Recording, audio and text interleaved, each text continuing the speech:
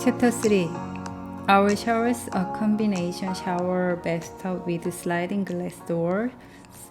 I can't just push aside the door and hop in. I have to get myself over the side of the tub.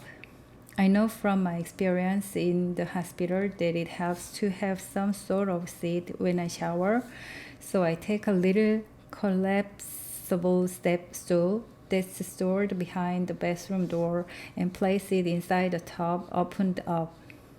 It's got rubber feet and rubber coated steps, so it seems like it'll be secure enough.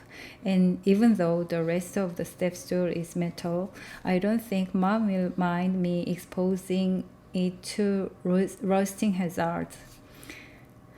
After it's in place, I get everything ready. Then I stand outside the shower and put my hands here, there, all over the place. I can't figure out how to get over this hurdle, and it makes me mad.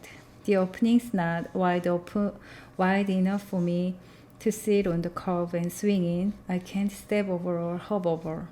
How can this be so hard? I find myself thinking, why couldn't I have lost an arm instead? If I'd lost an arm, I could run circles in the shower. I could run up and down stairs.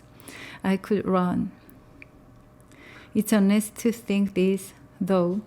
So finally I grabbed the overhead door brace with my hands facing each other, one beside the other.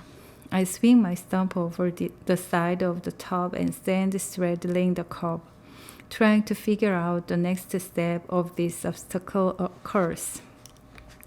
After a few false starts, I finally use my arms to help me hop up onto the curb.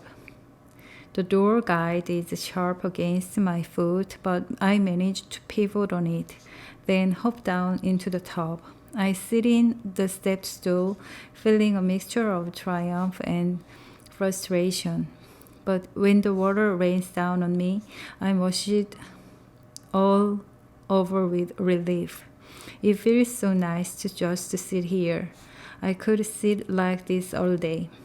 Eventually, I pick up the soap, and as I'm sudsing the washcloth, it crosses my mind that it would be hard to sew up with just one hand. I try it, and it is. It's very awkward. I start paying attention to all my movements, how one arm complements the other. And I start thinking about everything I do with my hands, with two hands, driving, golfing, keyboarding. Even writing really takes two hands. The pen's held in one, the papers anchored with the other. My mind wanders all over everyday things. Opening a water bottle, getting dressed, making a sandwich, washing dishes. I imagine life with only one hand and realize that it would be hard. In a different way, but still hard.